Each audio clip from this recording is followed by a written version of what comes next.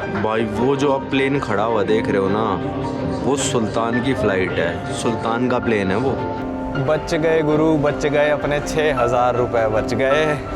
चलो भाई, ये रहा म्यांमार इंटरनेशनल एयरवेज का प्लेन। हालत बहुत ही ख़राब है भाई प्लेन की, पहुँचा तो देगा ना ये। चलते हैं भाई म्यांमार की तरफ, अपनी कंट्री नंबर 170 जी।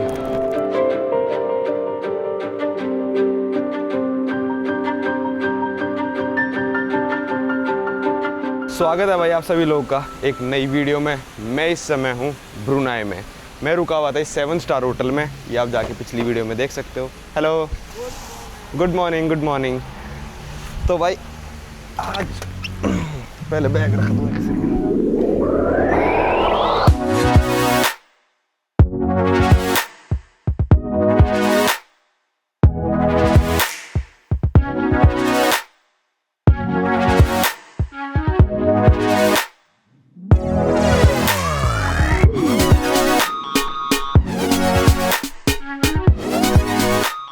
लो भाई, आज फिर हम पहुंच गए हैं डिपार्चर्स पे। होपफुली आज फ़्लाइट जानी चाहिए भाई। आज मेरी एयर एशिया की नहीं है भाई, मैंने वो कैंसिल ही कर दी थी फ़्लाइट की। मेरे को फुल रिफ़ंड दे दो, क्योंकि मेरे को कुआलालंपुर से बैंकॉक भी करानी पड़ती, वो भी एयर एशिया मेरे को करानी पड़ती। 9,000 की आ रही थी, तो मैंने इससे अच्छा सोचा कि भाई मेरे को सिंगापुर एयरलाइन दोबारा से मिल गई। पॉइंटों से मैंने बुक कर दी। यूनाइटेड एयरलाइन में मेरे पॉइंट पड़े थे, उससे सिंगापुर एयरलाइन की फ़्लाइट सिंगापुर फिर बैंकॉक। एयरलाइन भी अच्छी मिल गई, खाना वाना भी मिल जाएगा, झंझट भी नहीं रहेगा कि बैग में किलो कम है, किलो ज़्यादा है, ये है वो है। तो अब बस ये ना हो कि इमिग्रेशन को मैंने मलेशियन एयरलाइन की टिकट भेजी थी, वो कह दें कि भाई नहीं तू क्या कहते हैं सिंगापुर से कैसे जा रहा है। पर ऐसा होना तो नहीं चाहिए, क्योंकि 6 जुलाई उन्होंने बोला था, 6 जुलाई को मैं जा रहा हूँ। भाई ये देखो, आज भी एक एयर एशिया की कुआलालंपुर जाने वाली 9:30 बजे वाली फ़्लाइट कैंसिल्ड खड़ी है, और AK279 का भी अभी पता नहीं है, पर शायद चलेगी वो वाली तो। पर अपनी वाली ये रही 12:10 वाली सिंगापुर में मेरी फट गई भाई कि भाई कहाँ है फ़्लाइट। सी पे चेक इन चल रहा है। चलो, अगर आपको नहीं पता है भाई मैं क्या बात कर रहा हूँ, तो भाई 2 दिन पहले मैं इस एयरपोर्ट पे आया था, और एयरपोर्ट आने के बाद मेरे को पता चला था जो मेरी एयर एशिया की कुआलालंपुर वाली फ़्लाइट थी वो कैंसिल्ड थी। हालांकि फ़्लाइट कैंसिल बहुत दिनों पहले हो गई थी, पर मेरे पास कोई भी नोटिफिकेशन मेल पे नहीं आया। मैं तो पूरे दिन मेल देखता रहता हूँ, वरना मैं एयरपोर्ट आता ही नहीं। 9 साल में पहली बार हुआ था कि फ़्लाइट कैंसिल हुई। मेरे को एयरपोर्ट जाके बोर्ड पढ़ के पता चला कि फ़्लाइट तो भैया कैंसिल है। पहली बार हुआ ऐसा। फिर भाई मैं चला गया, वो आप पिछली वीडियो में जाके देख लेना, 2 दिन मैंने एक्स्ट्रा क्या करा, कैसे मैंने अपना वीज़ा एक्सटेंड करवाया, ये वो बहुत सारी झंझटबाजी करी थी। तो अब जा रहे हैं हम सिंगापुर एयरलाइन से। टिकट वगैरह मेरी काफ़ी वेस्ट हो गई, ट्रेन्स वगैरह ही करा रखी थी, होटल वगैरह करा रखे थे, वो सब वेस्ट हो गए। और मैं थोड़ा जल्दी इसलिए आ गया होटल से, क्योंकि भाई यहाँ पे लाउंज है, तो अपने पास प्रायोरिटी पास है, तो अपना फ्री का ब्रेकफास्ट कर सकते हैं। प्रायोरिटी पास का फ़ायदा तो बहुत है भाई, बिना ब्रेकफास्ट करे आ जाओ, यहाँ पे आके ब्रेकफास्ट कर लो। वरना वहाँ पे अगर मैं एम्पायर होटल, जो 7 स्टार होटल में रुका था, उसमें अगर ब्रेकफास्ट करता तो वहाँ पे मेरे लग जाते 30 सिंगापुर डॉलर का वहाँ पे ब्रेकफास्ट है। 30 सिंगापुर डॉलर। अगर आप कुछ छोटा मोटा भी ऑर्डर करते हो तो 20 से कम तो कुछ था नहीं ब्रेकफास्ट का जो मेन्यू था। तो मैंने सोचा इससे अच्छा प्रायोरिटी पास यूज़ करेंगे और ब्रेकफास्ट करेंगे। भाई एयरलाइन वाले ने मेरी स्टैंप देखी, बोला 4 तक थी आपकी एंट्री। अब गया है वो बंदा इमिग्रेशन वालों के पास पता करने, कि मैंने बोला इमिग्रेशन वालों से बात हो चुकी है मेरी, देखते हैं क्या होता है। भाई चेक इन अपना हो गया, वहाँ गया किसी इमिग्रेशन वाले के पास। इमिग्रेशन वाले ने पूछा होगा आगे की टिकट पूछ ले उससे, तो मैंने कहा म्यांमार की टिकट है मेरे पास। तो बोले म्यांमार से आगे कहाँ जाओगे, म्यांमार फाइनल डेस्टिनेशन है। मैंने कहा नहीं, उससे भी आगे की मेरी बुकड थी, तो मैंने बोल दिया हाँ भाई दिल्ली जा रहा हूँ मैं। पर ठीक है, हो गया, 5 मिनट लगे होंगे, गया होगा इमिग्रेशन वालों के पास। पर हाँ ये है कि यार अगर ये डेट टू डेट मतलब ऐसे स्टैंप ना लगाएं तो यहाँ पे भी दिक्कत नहीं होती। 5-6 दिन का एक्स्ट्रा दे दो ना, बंदा आके क्या ही करेगा। जिसको जाना होगा, जिसकी फ़्लाइट बुकड है ऑलरेडी, ज़रूरी है वो फ़्लाइट का टिकट नंबर वगैरह सब लिखना उसमें। चलो चलते हैं भाई अब इमिग्रेशन डिपार्चर्स इस तरफ। भाई यहाँ पे मेरे पास 4 ब्रुनाई डॉलर बचे थे, और उसको मैंने डॉलर में कन्वर्ट करा लिया, तो $3 और एक ही ब्रुनाई का सेंट भी मिला है। चलो भाई चलते हैं। तो आज जो ब्रुनाई एयरपोर्ट पे हमारा लाउंज इंक्लूडेड है वो है ये sky lounge. Royal Brunei airlines का होगा ये स्काई लाउंज। तो एक ही लाउंज है, बिज़नेस क्लास वालों के लिए अलग बैठने का होगा और इकोनॉमी वालों के लिए अलग। डे रूम्स भी हैं भाई।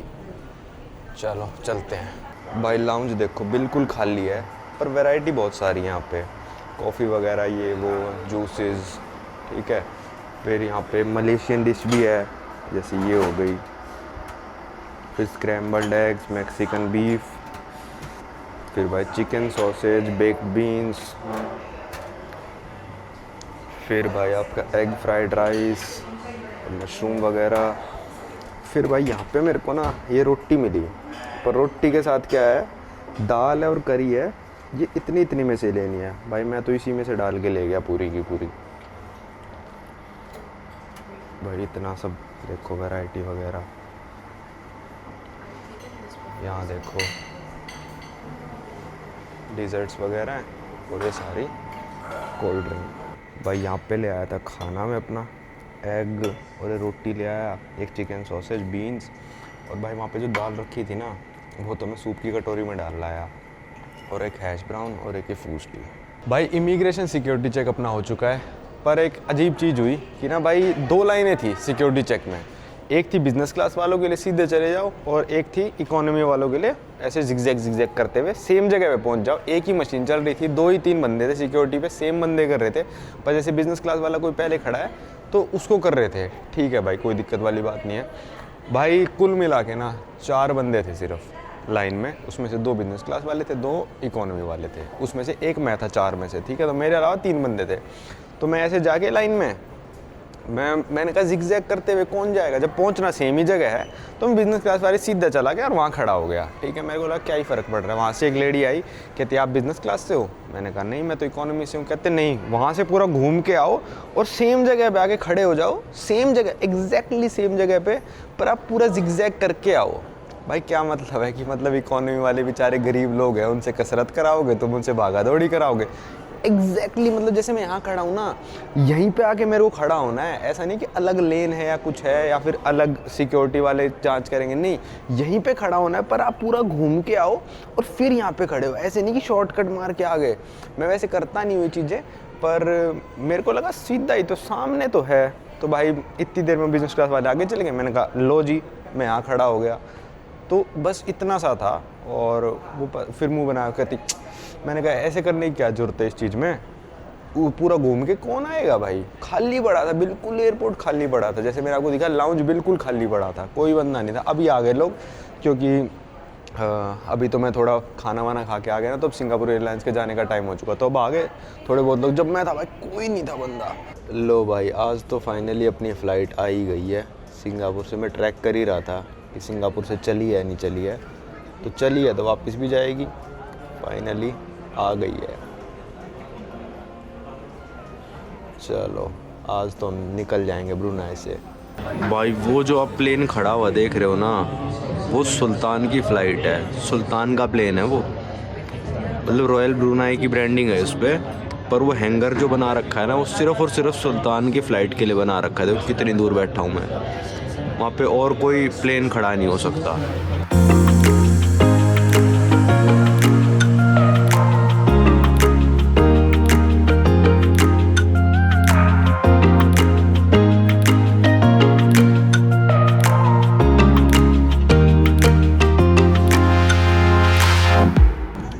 भाई वापस से ही हम सिंगापुर एयरलाइंस में जा रहे हैं, बंदर शेरी बाग वहाँ से सिंगापुर। और ये वाली मूवी ना अमेज़ॉन पे भी आ गई है, प्रोजेक्ट हेल मैरी। भाई बहुत ही ज़बरदस्त मूवी है, देखना अगर आपको टाइम मिले तो। मैंने तो सिंगापुर एयरलाइंस में देखी थी, तो लगभग 2 घंटे में पहुँच जाएंगे।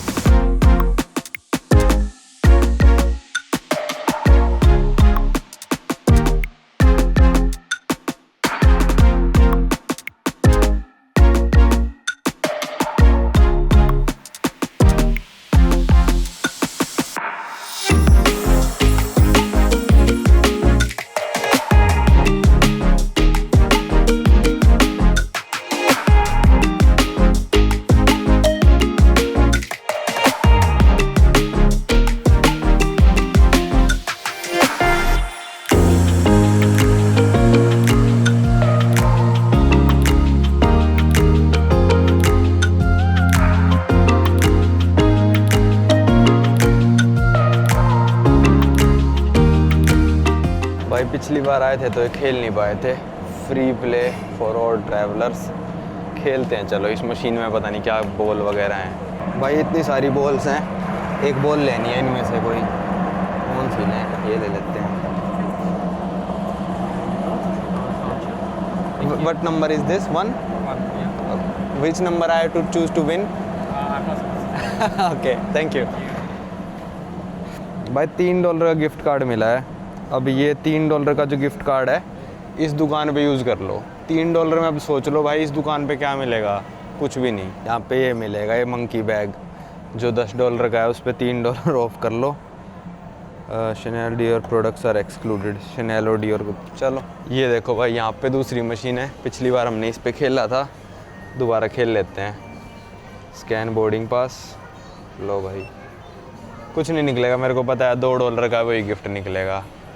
ये वन प्ले, ये खेलना होता है। पिछली बार बीच वाली पे डाला था, इस बार इस वाली पे डाल के देखते हैं। जाना तो है ही उसको, $2 का लालच देंगे।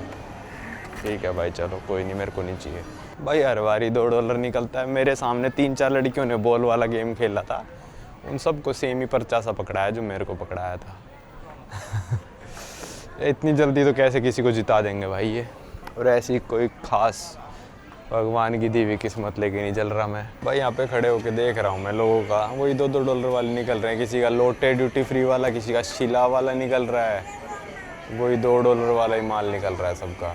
इनका थोड़ा अलग निकला, 25% ऑफ वाला, उससे भी क्या ही फ़र्क पड़ जाएगा भाई। अगली फ़्लाइट पे बैठ भी गया मैं, बिल्कुल ही टाइम नहीं मिला मेरे को। मतलब जस्ट आया, बोर्डिंग ख़त्म ही हो रही थी, क्योंकि वो प्लेन पार्किंग में काफ़ी टाइम लगा दिया उसने। तो चलते हैं 67A सिंगापुर टू बैंकॉक।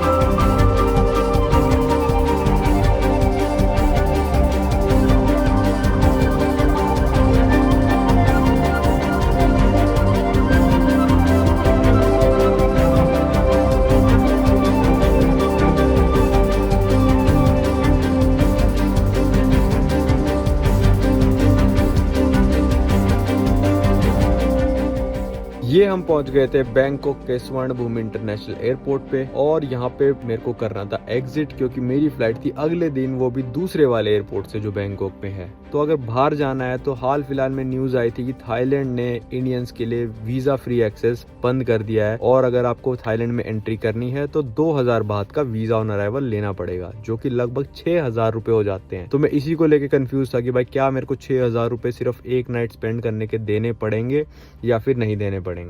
बच गए गुरु, बच गए, अपने 6000 रुपए बच गए। भाई खबर आई थी 2 महीने पहले, मेरे को कहीं इन्फॉर्मेशन नहीं मिली किसी से भी कि भाई पैसे लेने स्टार्ट कर दिए या फिर नहीं कर दिए। फिर मैं लाइन में लगा हुआ था, पहले मैंने एक लेडी इमिग्रेशन वाली थी उससे पूछा, मैंने कहा भाई इंडियन पासपोर्ट है, क्या करना है मेरे को बता दो। तो बोला, लाइन से हटाने लगी मेरे को, कहती TDAC फॉर्म भर के आओ। TDAC मतलब वो थाईलैंड अराइवल कार्ड। तो मैंने कहा वो मैंने भर रखा, कहते फिर लाइन में लगे रहो। पर मेरे को डाउट हुआ कि उसने मेरा पासपोर्ट देखा है नहीं देखा, पर इतने इंडियन आते होंगे, समझ ही गई होगी इंडियन है।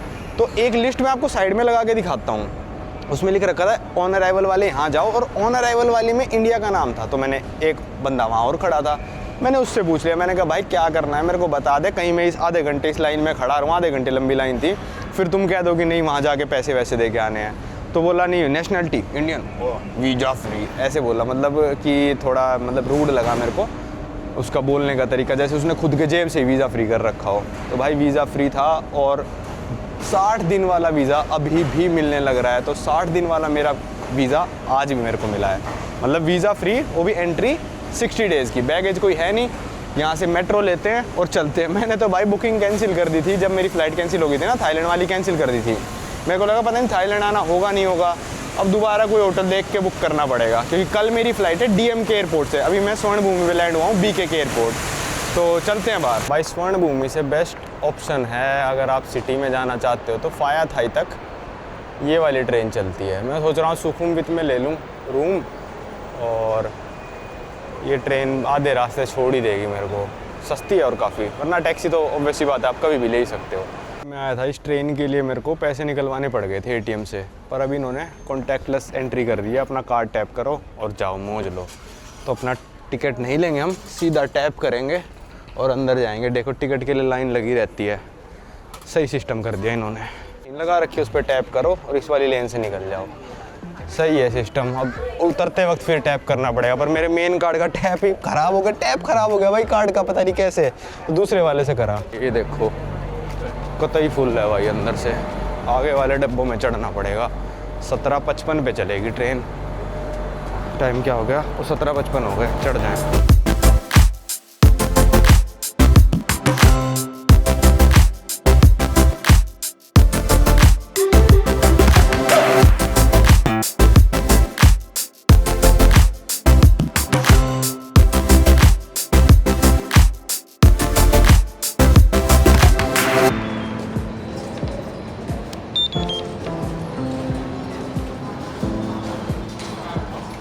अभी तक तो ये थी एयरपोर्ट एक्सप्रेस कह सकते हो इसको। अब मेट्रो पे जा रहे हैं जो कि इनकी है ब्लू लाइन। इतना अच्छा मेट्रो सिस्टम नहीं है पर ठीक ठाक है। ये देखो भाई कितना जाम है यहाँ पे बैंकॉक में। अगर आप टैक्सी से आओगे तो ऐसे फंस जाओगे, इससे अच्छा मेट्रो से आओ। फटफट आ गया मैं भाई। ये देखो मेट्रो की टिकट के लिए कितनी लंबी लाइन है भाई। कुछ नहीं करना, अपना सीधा क्रेडिट कार्ड टैप करो।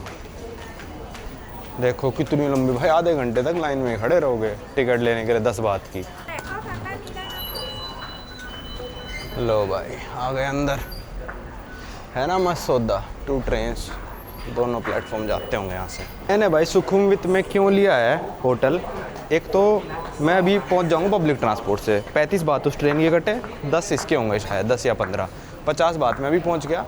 और सुबह जब मेरे को DMK एयरपोर्ट जाना है तो DMK जाने के लिए भी मैं पब्लिक ट्रांसपोर्ट का यूज़ कर सकता हूँ। यही वाली ब्लू लाइन लेके मैं एक स्टेशन पे जाऊँगा, वहाँ से दूसरी ट्रेन चलती है जो सीधा DMK एयरपोर्ट जाती है।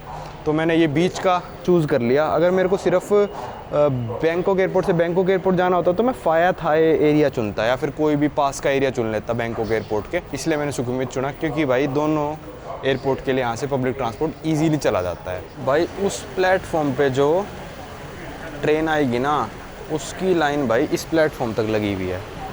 इन लोगों को उस वाली ट्रेन में जाना और मेरे को जाना है इस वाली ट्रेन में।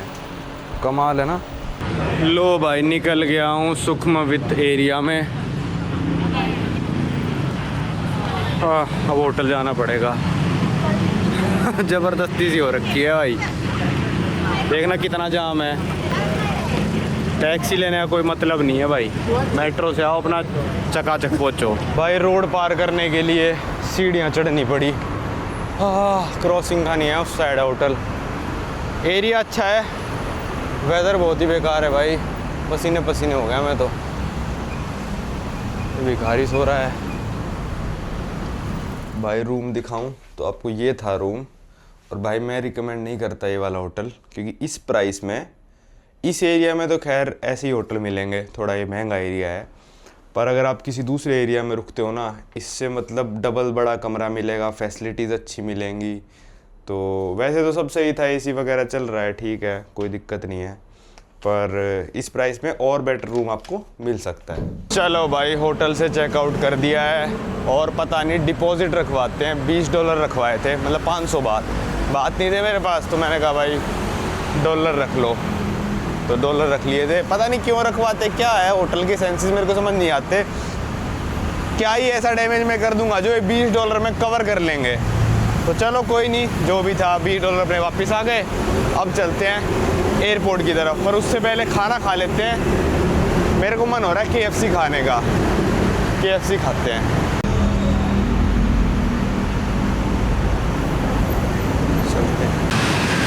भाई और दुनिया रुक जाएगी, बाइक वालों को सब्र सा नहीं रहता। बाइक वालों का सब्र आगे ही रोकनी होती है उनको तो बाइक अपनी। भाई ये आ गया था टर्मिनल 21 मॉल और इसके अंदर है KFC। मैं सोच रहा हूँ एक बर्गर खा ही लेते हैं। लाउंज वाउंज तक पहुँचेंगे 2 घंटे लग जाएंगे, भूखा मर जाऊँगा मैं। तो इससे अच्छा एक बर्गर निपटा ही देते हैं। अपना पीछा नहीं छोड़ेगा। यहाँ पे भी कोई चिबाने आया है। If you know you know. अब यहाँ KFC ढूंढते हैं कहाँ है। कोई चिबानिया खाता मैं, पर इसमें टाइम लग जाएगा काफ़ी ना, मतलब प्रिपेयर वगैरह करने में इसको थोड़ा सा टाइम लग जाता है, फिर खाने में भी। बर्गर खाते हैं। ये ले लेता हूँ KFC spicy rice bowl. Burger 69 का, ये 59 की है। ये सही है, ये ले लेते हैं। नहीं भाई सिर्फ बाउल ही दे दो। भाई ये आया अपना spicy rice chicken bowl. Rice तो ऐसे ही लग रहे हैं भाई, और प्याज डाल रखी है और छोटे छोटे चिकन के पीसीज हैं और थोड़ी मिर्ची है। ठीक ठाक ही लग रहा है, मतलब 150 रुपये के हिसाब से तो सही है, 160-70 के हिसाब से। भाई खा तो लिया, पर ये चावल मेरे को कुछ समझ ही नहीं आए। ये बिल्कुल ही मतलब बस उबाल के रख दिए, जो कि नहीं खाए जा रहे। मैं तो चिकन के पीसेस खा गया, तो मैं 10 में से 5 स्टार ही दूंगा इसको। वर्थ इट नहीं है लेना ये। भाई या तो यहाँ के लोकल लोगों को पता नहीं है कि टैप करके आप जा सकते हो, या फिर बस वो 15 बात की टिकट लेने के लिए आधा घंटा लाइन में खड़े होते हैं। इतनी लंबी लाइन और खाली पड़ा था गेट भाई। पता नहीं क्या है, फॉरेनर्स भी खड़े थे उनके पास तो, जबकि होता है डेबिट कार्ड क्रेडिट कार्ड। मैं तो कभी भी ना खड़ा हूँ भाई इतनी लंबी लाइन में। हाँ अगर कार्ड नहीं होगा फिर तो हूँ भाई। अच्छा, जहाँ से हमको DMK एयरपोर्ट की ट्रेन मिलेगी वो है, जैसे हम अभी B22 पे हमको जाना है भाई 11 स्टेशन।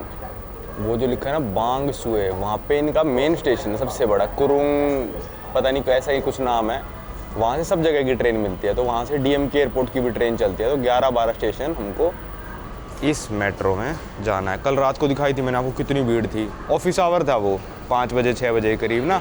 अब खाली पड़ा है देखो बिल्कुल।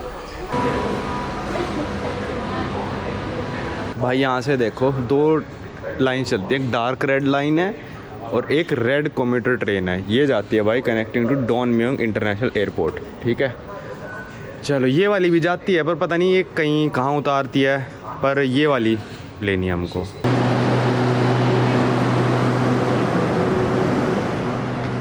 लो भाई हम ट्रेन में बैठ के पहुंच गए डॉन मुआंग स्टेशन पे, जहाँ पे है DMK airport, Don Mueang international airport. 15 minute इस ट्रेन ने लगाए लगभग और पहुंच गए भाई डॉन मुआंग एयरपोर्ट आने के लिए ना गूगल का विश्वास मत करना आप लोग, कि गूगल दिखा रहा था इस ट्रेन से उतरने के बाद एक बस लेनी है, बस से उतरने के बाद 20 मिनट पैदल चलना है। मैंने कहा भाई क्यों चलना है पैदल, जब स्टेशन का नाम ही डॉन म्योंग है तो इंटरनेशनल एयरपोर्ट यहीं से होगा, तो अंदर ही अंदर चलने का बना रखा है, उससे आप चल के पहुंच सकते हो। तो गूगल कई बार बहुत अजीब चीज़ें दिखाता है, थोड़ा खुद का दिमाग यूज़ करना पड़ता है कई बार गूगल के साथ भी। भाई मेरे को पता था अपनी फ़्लाइट लेट ही होनी है। ये 13:50, पहले ये 1:20 की थी, फिर कल मेरे पास मेल आया कि 1:50 की हो गई, चेक इन ओपन है और डिपार्ट होगी 4:50 पे। अबे यार ये मेरे को पता था, क्योंकि मैंने आने वाली फ़्लाइट ट्रैक कर ली थी जो यंगून से आने लग रही है, वो आई लेट रही है। पर अब मैं फिर सोचूं यार क्या पता मैं गलत ना हूँ। देखो ये वाली है जो 12:50 पे लिखी है ना, यंगून से आ रही है, ये 3:50 पे लैंड होएगी। यार शिट भाई, फ़्लाइट उड़नी है 4:50 पे, चेक इन अभी से ओपन करके बैठे हैं वो लोग। तो यही दिक्कत हो जाती है कई बार ना, आप सोचो कि भाई डिले हो गई, वो वाली फ़्लाइट डिले होनी है, और आप उसके हिसाब से आ जाओ, और वो कह दे भाई चेक इन तो बंद हो चुका, फ़्लाइट बाद में डिले हुई थी, कुछ भी कह दे है ना। जब तक पहले इन्फॉर्मेशन ना आ जाए, अभी तक मेरे पास नहीं आई इन्फॉर्मेशन कि भाई 4:50 पे उड़ेगी। चलो कोई नहीं, आज तो वैसे भी जाके कुछ नहीं करना था, आज तो वीज़ा वगैरह लेंगे वहाँ पे उतर के, ऑन अराइवल वीज़ा इंडियंस के लिए वो लेंगे, और फिर एयरपोर्ट से भाई सिटी सेंटर 50 किलोमीटर दूर है मेंडले में। बहुत ही छोटा शहर है, फिर भी 50 किलोमीटर दूर बना रखा है भाई एयरपोर्ट। चेक इन काउंटर पे मैं आ गया था, और भाई यहाँ पे अभी कोई भी नहीं है, एक बंदा बैठा है बस अपना सामान सुमून लेके, बंदा ही नहीं है कोई चेक इन पे। भाई अब तो मेरे को लग रहा है ये लोग 1:50 पे ही खोल लेंगे काउंटर, क्योंकि 4:50 की फ़्लाइट है, 1:50 पे 3 घंटे पहले ही खोलते हैं। कोई है ही नहीं यहाँ पे खोलना, अगर वहाँ पे तो लिखा हुआ है कि ओपन है चेक इन काउंटर, पर यहाँ पे आके देख रहा हूँ तो कोई है ही नहीं यहाँ पे। भाई चेक इन अपना हो चुका है, म्यांमार इंटरनेशनल एयरवेज से मैं जा रहा हूँ। टिकट शायद ये थी कुछ 15,000 रुपये की, याद नहीं आ रही इस टाइम का, तो इतना ही रहती है ये टिकट ना। और भाई चेक इन काउंटर पे गया, बोले वीज़ा दिखाओ, मैंने कहा वीज़ा ऑन अराइवल लूँगा। तो एक पर्चा सा मेरे सामने रख दिया, उस पर 4 चीज़ें लिखी थी कि अपनी फ़ोटो, आपके पास फ़ोटो होनी चाहिए, कैश दिखाओ 500 अमेरिकन डॉलर, रिटर्न टिकट दिखाओ और होटल बुकिंग दिखाओ। तो मेरे पास चारों चीज़ें थी। फ़ोटो उसने नहीं देखी, क्योंकि फ़ोटो इतनी बड़ी चीज़ थी नहीं, तो मैं दिमाग में था कि ये फ़ोटो है नहीं है मेरे पास, पर मेरे पास बैग में फ़ोटो भी निकल गई अपनी, पर उसने देखा नहीं। उसने देखा पहले मैंने कैश दिखाया, दूर से ही ऐसे दिखाया मैंने कि ठीक है, तो कहती ठीक है, फिर होटल बुकिंग दिखाई, फिर रिटर्न टिकट दिखाई, बस, और चेक इन हो गया। अपना एक ये फॉर्म दिया है जो भरना है। चलते हैं भाई म्यांमार की तरफ, अपनी कंट्री नंबर 107 70। जी हाँ, अभी भी इंडियंस के लिए म्यांमार में वीज़ा ऑन अराइवल अवेलेबल है। ये मैंने इंडियन एम्बेसी इन म्यांमार से कंफर्म करा, म्यांमार एम्बेसी इन इंडिया से कंफर्म करा और एक से और कंफर्म करा था। तीनों का रिप्लाई भी आ गया था मेरे पास।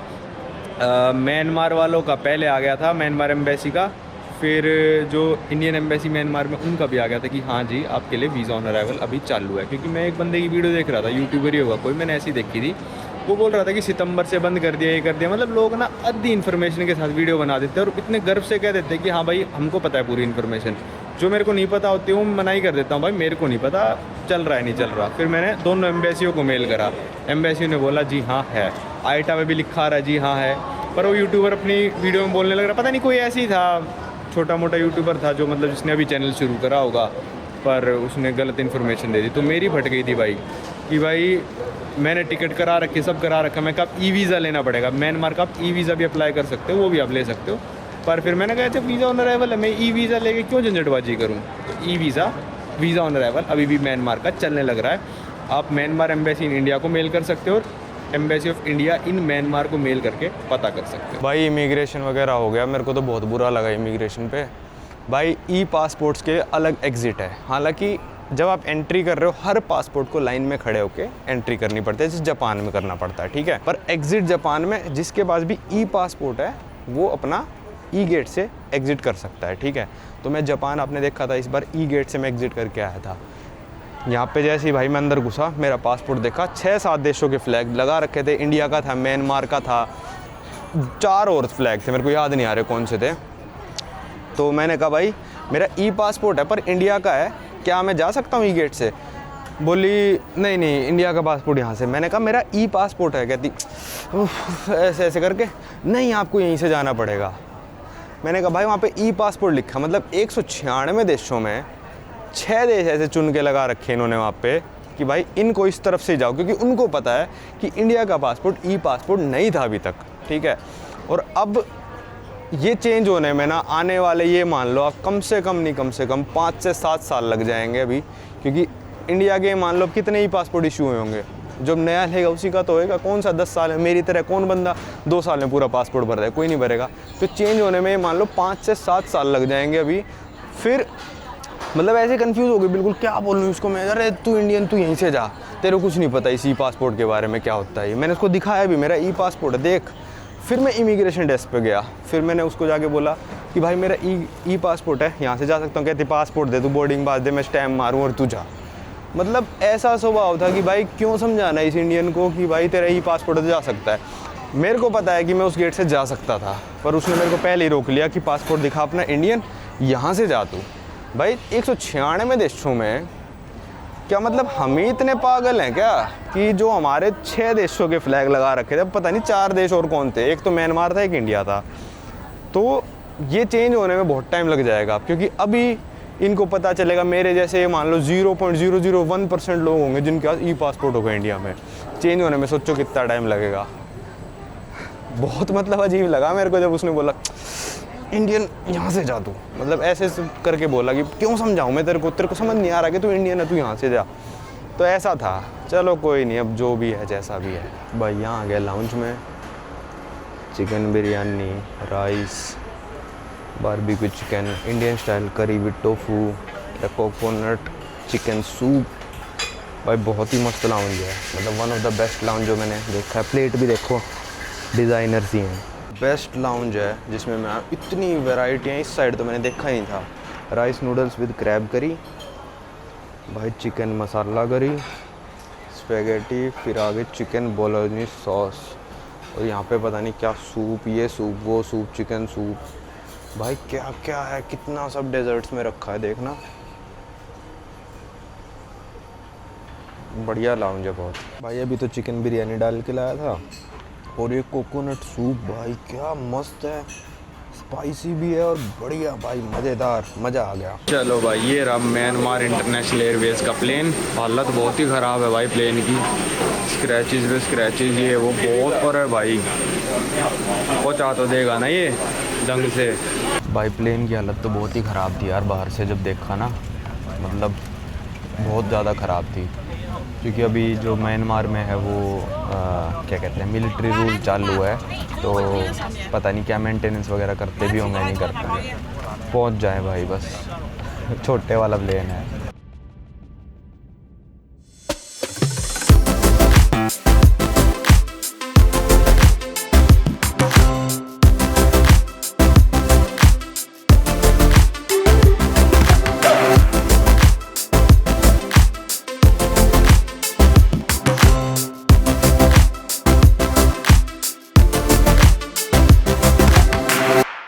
भाई ये पहुंच गए हम मैंडले इंटरनेशनल एयरपोर्ट पे, और ये म्यांमार की लैंग्वेज में लिख रखा है मैंडले इंटरनेशनल एयरपोर्ट। और कैमरे को भी अंदर ही रख लेता हूँ मैं, इमिग्रेशन वगैरह करा के फिर ही निकालेंगे बाहर इसको भाई, क्योंकि पता नहीं है क्या रूल है यहाँ पे इस टाइम पे ना। भाई पूरे एयरपोर्ट पे एक फ़्लाइट लैंड हुई है, सिर्फ एक, DMK बैंकॉक की। ये सब की बातें बाद में करूँगा मैं, पहले वहाँ पे टैक्सी ग्रुप है, कोई ग्रुप में टैक्सी जाती होगी वो देखता हूँ भाई क्या है। भाई यहाँ पे सिम कार्ड के प्राइसेस हैं 45,000, मतलब ये $11 हो गया, ये 15 हो गया, 120 GB तक मिलता है। इतना तो कौन यूज़ करता होगा, पर भाई वही बात है कि मैं तो ले ही लेता हूँ यहाँ से, क्योंकि एक हफ़्ता रुकना है, दिन का $1 समझ के मैं तो ले ही रहा हूँ यहाँ से भाई। ये यहाँ की करेंसी है, ये मेरे पास कहाँ से आई कैसे आई ये मैं आपको भी बताता हूँ। टैक्सी वाला मांग रहा है 55,000। तो भाई पूरे एयरपोर्ट पे सिर्फ 2 काउंटर हैं, एक पीछे टैक्सी वालों का है, एक ये सिम कार्ड वालों का है, ठीक है। तो यहाँ पे आते ही क्या हुआ भाई, मैं उतरा, मेरे को वीज़ा ऑन अराइवल लेना था। वीज़ा ऑन अराइवल म्यांमार सिर्फ देता है 14 देशों को, जिसमें 7 यूरोप के देश हैं। मतलब ऐसा है कि स्पेन को देता है पर पुर्तगाल को नहीं देता, ऐसा कर रखा है इन्होंने कुछ। तो 14 देशों को ये वीज़ा ऑन अराइवल देते हैं, जिसमें से इंडिया एक है। तो मैं गया, कहती आप फ़्लाइट टिकट सब कुछ वहाँ पे लिखा हुआ था, जो थाईलैंड के एयरपोर्ट पे था ना, फ़्लाइट टिकट, होटल बुकिंग और शो मनी लिखा था कि कितने पैसे लेके आए हो। तो मैं कमरे में लेके गए, मेरे को कहते फ़्लाइट टिकट होटल बुकिंग है। मैंने कहा है, फ़ोन खोलने लगा मैं, यहाँ पे इंटरनेट चला नहीं, इनका वाईफाई जो था। तो कहते प्रिंट नहीं करके लाए। मैंने कहा नहीं प्रिंट मेरे को तो किसी ने नहीं बोला प्रिंट का। तो बोले अच्छा ठीक है। कहते फॉर्म पे एक फ़ॉर्म दिया मेरे को वीज़ा ऑन अराइवल का, उसके ऊपर आप अपना फ़्लाइट की डिटेल लिखो और होटल के एड्रेस में होटल की डिटेल लिखो। मैं लिखने लगा, मेरा नेट ही नहीं चला, तो मेरे को लगा भाई इनसे नेट मांगूंगा कहीं पैसे ना मांगे, क्योंकि वहाँ पे जो इमिग्रेशन वाली थी ना, उसी ने मेरी करेंसी एक्सचेंज कर दी। भाई यहाँ पे ब्लैक मार्केट चलता है, $1 पे लगभग 4200 के 8, जो मेरे यंगून के हॉस्टल वाले ने बताया। हालांकि मैं आया भी मैंडले हूँ, पर उसको आज मैंने मैसेज करके पूछा था क्योंकि रिस्पॉन्सिव था वो बंदा, तो उसने बोला था 4200 चल रहा है। तो वो लेडी बोली कि 4000 के 8 मैं आपको दे दूँगी एक्सचेंज पे, $100 कराते हो तो 4 लाख मिल जाएंगे आपको। तो मैंने कहा यार, फिर कहती सिम कार्ड चाहिए आपको। मैं कहा भाई तू करेंसी एक्सचेंज की दुकान तूने खोल रखी है, सिम कार्ड की तूने खोल रखी है, एक टैक्सी बची है और वो और खोल ले तू। फिर भाई फॉर्म सा भरवाया, एक स्टिकर वीज़ा मेरे पासपोर्ट पे प्रिंट करा और कहती जाओ बस। मैंने उससे $50 फिर एक्सचेंज करा लिया। मैंने कहा इसको खुशी कर देता हूँ, $50 पे अगर इसने मेरे को थोड़ा बेकार रेट दे भी दिया होगा तो क्या $2-2.5 बचा लेगी अपने ये, जिससे क्या होगा वीज़ा मिलने में चिक चिक नहीं होएगी। मतलब कुछ भी ये नहीं होगा कि फ़्लाइट की डिटेल डालो वो डिटेल, क्योंकि मेरा उस टाइम नेट नहीं चल रहा था। नुकसान मेरे को कुछ हुआ नहीं, मेरे को लग रहा है 4,000 देगा कोई बाहर भी जाओगे तो उसको दिए $100, $50 का वीज़ा ऑन अराइवल है, $50 चेंज करा लिए। अब यहाँ से एक सिम कार्ड ले ली $11 की। टैक्सी वाले बोल रहे हैं कि भाई हमारे पास पैसेंजर्स नहीं है तो आपको प्राइवेट टैक्सी लेके जानी पड़ेगी, जो कि पड़ेगी 55,000 के 8 की, जो कि मतलब 13 साढ़े $13 हो जाता है। पर यहाँ से जो शहर है मैंडले का, वो 50 किलोमीटर दूर है भाई। इंडिया में भी मैं अपने घर से एयरपोर्ट आता हूँ ना, तो कई बार मैंने 1000 रुपये दे रखे हैं 50 किलोमीटर के, तो यहाँ पे 1300 तो इनके मांगने बनते हैं। चलो देखते हैं क्या होता है क्या नहीं होता है। इसी में जाते हो तो एक बंदे के 23,000 लेंगे ये, और अगर आप प्राइवेट करके जाते हो ऐसी वाली तो 55,000, और 7 सीटर करके जाते हो तो 10 लाख, 21 सैकड़ा हज़ार 10,000 लाख, 1 लाख के 8। तो शायद ये बंदा मेरे साथ जाएगा, ये शेयर करेगा मेरे साथ टैक्सी शायद। खाली पड़ा है भाई एयरपोर्ट, सिर्फ हमारी फ़्लाइट आई है। भाई यहाँ पे देख लो, आते ही ये लोकल आपस में अपनी लैंग्वेज में बात कर रहे थे। तो पहले 55,000 बोला एक टैक्सी का, ठीक है। तो बोली, मैंने कहा नहीं भाई वेट करते हैं। तो अब बोली 75,000, क्योंकि आपके साथ एक और बंदा जाएगा। मैंने कहा टैक्सी तो एक ही जाएगी। कहती नहीं, वो 2 स्टॉप हैं इसलिए 37,500 लगेंगे, ठीक है। मैंने कहा चलो ठीक है भाई। अब इससे भी मतलब मेरे सामने 40 ले लिए और फिर चुपके से इसको बिल के साथ 15,000 एक्स्ट्रा उल्टे दे दिए। मतलब इसको दे दिए 17,500 वापस, इसने सिर्फ 20,000 दिए और मैंने 37,500 दिए हैं। मतलब मैं लड़ाई क्या ही करता यार, मैं क्या ही बोलता। अब ये लोग कल हैं, गरीब सा लग रहा है बंदा, वैसे भी बिल्कुल ही गरीब लग रहा है। फिर मैंने कहा भी नहीं कुछ है, मैंने कहा चलो कोई नहीं, 50 किलोमीटर के $10 अपना, 10 से भी कम ही हो, $9 अपना करो और छुट्टी करो। ये है भाई मैंडले का एयरपोर्ट, थोड़ा ऐसा थाईलैंड टच में बना रखा है, मंदिरों के टच में। चलो भाई चलते हैं। भाई वो वीज़ा वगैरह लेने में ना थोड़ा टाइम लग गया मेरे को, जिसकी वजह से ना जो भी शेयरिंग वगैरह वाले लोग थे वो चले गए। मतलब वो तो मेरे से पहले इमिग्रेशन करा के निकल गए होंगे ना, तो सब चले गए, तो आखिरी मैं ही बचा था और एक ये बंदा बचा था। तो मैंने कहा यार छोड़ो, इनसे 5-7 हज़ार पे ऐसी झगड़बाजी क्या ही करनी है। वैसे भी वहाँ पे 23,000 तो रेट लिखा ही था, तो मेरे से लगभग ये मान लो 15,000 फालतू ले लिए, क्योंकि वो अपनी भाषा में इससे बात कर रही थी कि चल तू इसके सामने तो दे मेरे को 40। मैंने देख लिया, उसने वापस दिए, उसको मेरे को पता ही था इसको वापस दे, क्योंकि 75 का कोई रेट बन नहीं रहा था।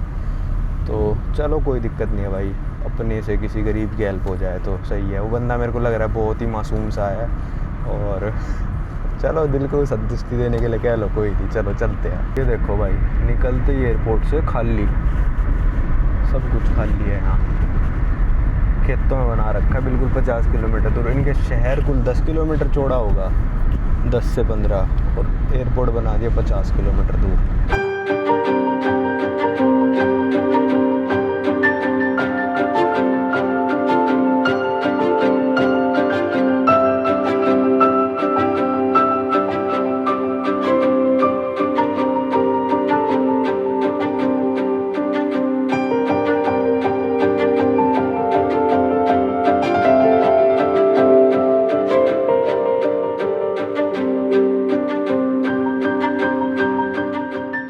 भाई टैक्सी वाला मेरे को छोड़ के चला गया यहाँ पे, और मेरा होटल देखो भाई कौन सी गली में है, सीधा ही भाई सामने पगोड़ा दिखने लग रहा है। इतना मस्त लाइटिंग हो रखी है पगोड़ा पे। भाई टैक्सी वाले से मैंने पूछी थी टैक्सी में बैठते ही कि तेरे को पता है ना कौन से होटल जाना है, AD1? कहता हाँ मेरे को पता है। अभी यहाँ पे 2 किलोमीटर पहले कन्फ्यूज़ हो गया, लेफ्ट लेना है राइट लेना है, जाना था सीधा और लेफ़्ट ले रहा था उल्टी तरफ होटल के। बहुत अच्छा हो मेरे पास सिम कार्ड थी, मैं नहीं बताया भाई अब ऐसे जाना है ऐसे जाना है। फिर यहाँ पे आके मेरे को बता रहा है वो देखिए AD1 लिखा हुआ है। अब पागल 1.5 किलोमीटर में लेके आया हूँ तेरे को। चलो छोड़ दिया होटल पे, ये अपना होटल आ गया, मैं आपको दिखाऊँ तो ये AD1 होटल। चलो चलते हैं भाई। अब इन चेक इन की प्रक्रिया हो गई है, एक पानी की बोतल भी ले ली मैंने इनसे, और ब्रेकफास्ट भी यहाँ पे इंक्लूडेड है 6 बजे से 9 बजे तक। ये तो मेरे को पता ही नहीं था मैंने तो ऐसे ही बुक कर दिया था, पर इनके पास ऐसे भी कमरे थे जो AC नहीं था, जिसमें मैंने इस बार ध्यान से बुक करा। मैंने कहा साउटो में वाला हाल लाला इस बार नहीं होने दूंगा। अरे क्या चौथे सीधा ब्रेकफास्ट खिलाने लेके जा रहे हैं क्या चौथे फ्लोर पे चढ़ा दिया। तो यहाँ पे मैंने टैक्सी वैक्सी काफ़ी पता करा, बस वगैरह का ये वो कल करेंगे पता, अभी थका हुआ हूँ मैं यार। कमाल ही कर दिया, कितने बड़े फ्लोर हैं। अगर भाई मैं आपको कमरा दिखाऊं तो ये कमरा है, AC लगा हुआ है, वही गनीमत है। अरे कॉरिडोर ऐसा है भाई, यहाँ से लॉक वॉक निकाल के पहले यहाँ से AC ऑन करा। मतलब ये लॉक लगा हुआ था, जब तक इस लॉक को खोलोगे नहीं ना तब तक आप AC का स्विच ही ऑन नहीं कर सकते। उसके बाद चाबी थी जिससे उसने AC का स्विच ऑन करा, फिर स्विच ऑन करके यहाँ से ऑन करा, फिर AC चला है। मतलब AC पे ताला लगा रखा है, AC की MCB पे आप ऊपर ही नहीं कर सकते MCB को, जब तक आप उसको ताले को नहीं खोल लोगे। ये पहली बार देखा है भाई मैंने। ये छोटी सी टॉयलेट है और साफ़ सुथरा कमरा है, कोई दिक्कत नहीं है मेरे को तो। भाई पहली बार देखा है कि MCB पे ताला लगा दिया। आप सोचो यार MCB पे कैसे ताला लगा सकता है कोई, कि मतलब क्या ट्रिक अपनाई कि वो ना ताला ऐसा बनाया है कि MCB ऊपर नहीं कर सकते आप जब तक उस ताले को नहीं खोल दोगे। चलो ये पड़ा मेरे को लगभग $16 का पर नाइट के हिसाब से कमरा पड़ा है, जिसमें ब्रेकफास्ट मेरा इंक्लूडेड है। तो मेरे को आज रात को सोना था यहाँ पे, और कल रात को, आज तो रात हो ही चुकी है, तो मैंने इतना ज़्यादा रिसर्च नहीं करी। और यहाँ पे मैंडले में टूरिस्ट वगैरह काफ़ी कम आते हैं, तो यहाँ पे हॉस्टल वगैरह तो है ही नहीं। यंगून साइड हैं 2-4 हॉस्टल हैं, यंगून 2-4 नहीं काफ़ी सारे यंगून साइड। तो यहाँ पे इससे अगला वाला होटल इसके ट्रिपल प्राइस पे आ रहा था, तो ये बुक कर दिया। इसके रिव्यूज़ इतने खास थे नहीं, एसी चल जाए तो मैं 5 स्टार रिव्यू डाल दूँगा। एक बड़ी दिक्कत और क्या सामने आई है भाई, मैंने सिम कार्ड तो ले लिया, पर मैं ये आपको बताना भूल गया कि म्यांमार में इस टाइम पे मेटा की जितनी भी ऐप्स हैं वो सारी बैंड है। मतलब जैसे फेसबुक हो गया, इंस्टाग्राम हो गया, व्हाट्सएप हो गया, ये बैंड है, नहीं चलती। पर जैसे ही मैंने होटल, मेरा वीपीएन भी नहीं चल रहा और सिम पे तो, पर मैंने जैसे ही होटल के वाईफाई से कनेक्ट करा, वीपीएन ऑन करा, वीपीएन चल गया, तो मेरी सारी ऐप्स भी चल गई। तो चलो इस वीडियो को रखते हैं यहीं तक। अब आपको मिलेंगे अगली वीडियो में। ये मैं पहुंच गया हूँ अपनी कंट्री नंबर 170। जी हाँ, 170, सिर्फ 27 कंट्री बची है मेरी, और 170 कंट्री नंबर है म्यांमार, इंडिया का पड़ोसी।